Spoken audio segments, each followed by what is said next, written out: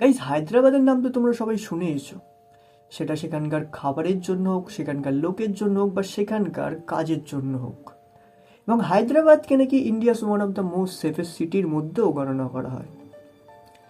কিন্তু India's most safest সিটির মধ্যেই এমনও একটা ঘর আছে, এমন একটা ফ্ল্যাট আছে, যেখানে নাকি কোনো লোক, কোনো পরিবার 7 দিন বা 10 দিনের বেশি সেখানে থাকতে পারেনি। এবং আজও নাকি সেই বাড়িতে যদি কেউ থাকতে যায়, সেখানে 7 দিন বা 10 দিনের মাথায় তারা সেখান থেকে পালিয়ে আসে। কিন্তু বাড়িটার রহস্যটা কি, বাড়িতে কি হয়েছিল, বাড়িটার ঘটনাটা কি, এই সবই জানবো আমাদের এই ছোট্ট গল্পতে। বা তার আগে চ্যানেলে যদি নতুন আসো, প্লিজ সাবস্ক্রাইব করে নাও, কারণ তোমরা দেখছি সাবস্ক্রাইব করো না। বাকি ঘটনাটা কি, চলো জানা যাক। ঘটনাটা ঘটে আজ থেকে প্রায় 6 বছর আগে, 2020 সালের এপ্রিল মাসে। এই সময় যেমন একদিকে মানুষ করোনার সাথে যুদ্ধ করছিল, মানুষ তাদের পরিবারের সদস্যকে হারাচ্ছিল, ঠিক তার অপর দিকে কোনো একটা পরিবারও গঠন হচ্ছিল। যে পরিবারের মধ্যে ছিল জুনেদ, তার ওয়াইফ সানা এবং তার নিউবর্ন বেবি সাহিল। জুনেদ ও তার ফ্যামিলি সবে সবে হায়দ্রাবাদে শিফট হয়েছে। জুনেদ এখন একটা ব্যাংকে কাজ করত এবং তার ট্রান্সফার হয়েছিল হায়দ্রাবাদের একটা ছোট্ট একটা ব্যাংকে। এবং তাকে এই যে বাড়িটা দেওয়া হয়েছিল, এটা ব্যাংক থেকেই অ্যালট করা হয়েছিল। এরপর জুনেদ ও তার ফ্যামিলি যখন এই বাড়িতে প্রথমবার পৌঁছায়, তারা অবাক হয়ে যায়। কারণ তারা ফটোতে তো দেখেছিল বাড়িটাকে প্রচুর সুন্দর দেখতে, বাট তারা যখন সামনে থেকে দেখে, তারা পুরো অবাক হয়ে যায়। যেন মনে হচ্ছিল এটা তাদের ড্রিম হাউসের মতো। বা জুনেদ ও তার ফ্যামিলি জানতো না যে ড্রিম হাউসে এসে তাদের জন্য একটা নাইটমেয়ার অপেক্ষা করছে। ঘটনাটা হচ্ছে, যারা যেদিন এই বাড়িতে প্রথম দিন আসে সেই দিন রাতের ঘটনা। এই সময় জুনেদ ও তার ওয়াইফ বিছানায় ঘুমাচ্ছিল এবং তার বেবিকে তার পাশেই একটা যে ক্রেডেল হয়, অর্থাৎ ক্রেডেল মানে হচ্ছে দোলনা, তাদের যে দোলনা হয় তাকে সেখানে শুয়ে দেওয়া হয়েছিল। এখন মাঝরাতে হঠাৎই জুনেদের ওয়াইফ বাথরুমে কিছু কৌটো পড়ার আওয়াজের ফলে তার ঘুম ভেঙে যায়। সারা ভাবে হয়তো কোনো ইঁদুর বা কিছু এটাকে ফেলেছে, তাই সে সেই আওয়াজটাকে ইগনোর করে তার বেবির দিকে দেখে। এবং সানা যখন সে ক্রিডেলটাকে লক্ষ্য করে, তখন সে দেখে ক্রিডেলটা যেন হালকা নড়ে উঠল। সানা ভাবে হয়তো তার হাত লেগে গেছে, তাই হয়তো ক্রিডেলটা নড়ছে। তাই সে এই বিষয়টাকে ইগনোর করে, যেহেতু অনেক ঘুম পাচ্ছিল, তাই সে ঘুমানোর চেষ্টা করে। বাট ঘুমানোর চেষ্টা করার কিছুক্ষণ পরেই সানার কানে আবার কিছু একটা আওয়াজ আসে। বাট এইবার কোনো কৌটো পড়ার আওয়াজ ছিল না। এইবার যেন মনে হচ্ছিল কেউ যেন কোনো ভারী জিনিস তার মেঝেতে ঘষে ঘষে নিয়ে যাচ্ছে। সানার চোখ একদম খুলে যায়। সানা আগে প্রথমেই সেটাই ক্রেডেলটার দিকে দেখে, তার বেবিটার দিকে দেখে। এবং সে নোটিস করে যে কিছুক্ষণ আগে সেই ক্রেডেলটা যেখানে ছিল, সেখানে আর সেটা ছিল না। সেটা তার জায়গা থেকে কিছুটা যেন সরে গেছে। যেহেতু সানারা এই বাড়িতে প্রথম দিন এসছে, তাই তারা প্রচুর কাজবাজ করেছে। তাই সানা ভাবছিল হয়তো এটা তার অনেক ক্লান্ত হয়ে গেছে, যার জন্য তার এরকম ভ্রম হচ্ছে। তাই সে আবার এটাকে ইগনোর করে ঘুমিয়ে পড়ে। বাট পরের দিন সকালবেলা যখন সে চোখ খোলে এবং সে ক্রেডেলটার দিকে দেখে, তখন সে দেখে সেখানে আর সেটা নেই। সানা একদম হুড়মুড়িয়ে উঠে যায় এবং সেই ক্রেডেলটা এবং তার বেবিটাকে খুঁজতে চালু করে। এবং সে দেখতে পায় সেই ক্রেডেলটা এখন ঠিক সেই বাথরুমের দেওয়ালের গায়ে ঘেঁষে আছে। সানা ব্যাপারটা একদম বুঝতে পারে না। সে তার হাজব্যান্ডকে ডাকে এবং তাকে জিজ্ঞাসা করে যে ক্রেডেলটা এখানে এলো কী করে। যেটা শুনে সানার হাজব্যান্ড বলে যে হয়তো রাতের বেলা বাথরুম করতে উঠেছিলাম, তখন হয়তো ক্রেডেলটাকে ওখানে সরিয়ে দিয়েছি। সানা এটা শোনার পর আর তার বেশি টেনশন নেয় না। সে আবার তার নিজের মতো কাজে ব্যস্ত হয়ে পড়ে। এরপর থেকে 3 থেকে 4 দিন তাদের সাথে কিছুই ঘটে না। বাট 4 দিনের মাথায় যেটা ঘটে, সেটা তাদের কাছে একটা নাইটমেয়ারের থেকে কম না। এটাও সেদিন রাতের ঘটনা। তারা সেই আগের বারের মতো যেমনই ঘুমাচ্ছিল, অর্থাৎ সানা ও তার হাজব্যান্ড বেডে এবং তার বেবি ক্রেডেলে ঘুমাচ্ছিল। এখন তারা যখন ঘুমাচ্ছিল, হঠাৎই মাঝরাতে সানার কিছু আওয়াজের ফলে আবার ঘুম ভেঙে যায়। বাট এইবার কোনো কৌটো পড়ার আওয়াজ বা কিছু টানাটানির আওয়াজ না, এইবার আওয়াজটা ছিল তার বেবির। যেন মনে হচ্ছিল তার বেবি জোরে জোরে হাসছে, অর্থাৎ কারোর সাথে যেন সে খেলা করছে। সানার চোখ একদম খুলে যায় এবং সে যখন সেই কেরেলটার দিকে দেখে যেখানে সে রেখেছিল, সে দেখতে পায় সেখানে আর সেই কেরেলটা নেই। সেই কেরেলটা এখন ঠিক বাথরুমের পাশের দেওয়ালে। সেটা গেল কি করে? সানা এটা ভাবার আগেই সে আগে তার বেবির কাছে ছুটে যায় এবং সে যখন তার বেবিকে লক্ষ্য করে তখন সে বুঝতে পারে তার বেবি সেই বাথরুমের দিকে তাকিয়ে কন্টিনিউয়াসলি হেসে চলেছে।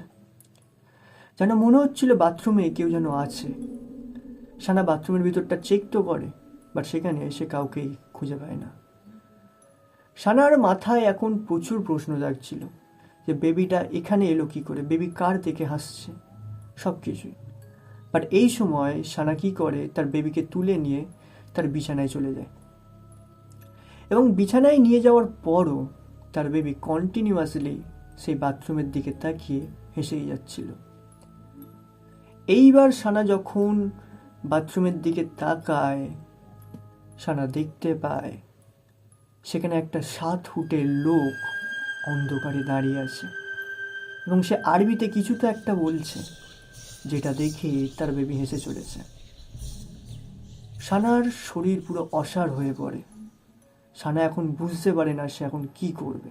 তার মাথায় শুধু এখন এটাই আসছিল যে লোকটা কে, লোকটা এখানে এলো কি করে, লোকটা কোথায় ছিল এতক্ষণ, আর লোকটা রাতের বেলায় বা কী জন্য এলো। সানার মাথায় এখন প্রচণ্ড প্রশ্ন তো জাগছিল, কিন্তু সে নিজেকে একটু সামলায়। তারপর সে তার হাজব্যান্ডকে ডাকে এবং সানা যখন তার হাজব্যান্ডকে ডেকে ব্যাপারটা বলে, তার হাজব্যান্ডও সেই বাথরুমের দিকে দেখে এবং সেখানে সেও সেই লোকটাকে নোটিস করতে পারে, কিন্তু তারা দুজন কেউই সেই লোকটার মুখটা দেখতে পায় না। এরপর তার হাজবেন্ড সেখানে এক মুহূর্ত দাঁড়ায় না। সে তার জিনিসপত্র রেখেই তার ওয়াইফ এবং তার নিউবর্ন বেবিকে নিয়ে সেই রাতেই সেখান থেকে পালিয়ে যায়। পরের দিন সে তার সাথে কয়েকজন লোককে নিয়ে আসে সেই বাড়ি থেকে যে জিনিসপত্রগুলো এনেছিল সেগুলো নিয়ে যাওয়ার জন্য। সেই সময় সে তার ওনারটাকেও ডাকে, অর্থাৎ বাড়িটার যে ওনার তাকেও ডাকে। এরপর ওনার যখন সেখানে আসে, সানার হাজবেন্ড তার সাথে কোনো কথা বলে না। প্রথমেই গিয়ে তারা যে চাবি থামায় এবং বলে যে তোমার বাড়িতে শ্রাপিত, তোমার বাড়িতে কোনো তো নেগেটিভ এনার্জি আছে, তোমার বাড়িতে কেউ একজন আছে যাকে হয়তো তুমিও দেখতে পাও না, কিন্তু প্রতিদিন রাতে সে এখানেই থাকে। সেই বাড়ি ওনার সানার হাজব্যান্ডকে কিছু বলার আগেই তার হাজব্যান্ড অর্থাৎ জুনেদ সেখান থেকে বেরিয়ে যায়। এবং গাইস, তোমরা এটা মনে রেখো যে সানা এবং তাদের ফ্যামিলি এই বাড়িতে কেবল মাত্র 7 দিন ছিল এবং 8 দিনের মাথায় তারা এখান থেকে পালিয়ে যায়। এরপর যে বাড়ির ওনার ছিল তার নাম ছিল আমান, যে কিনা ছিল হিন্দু।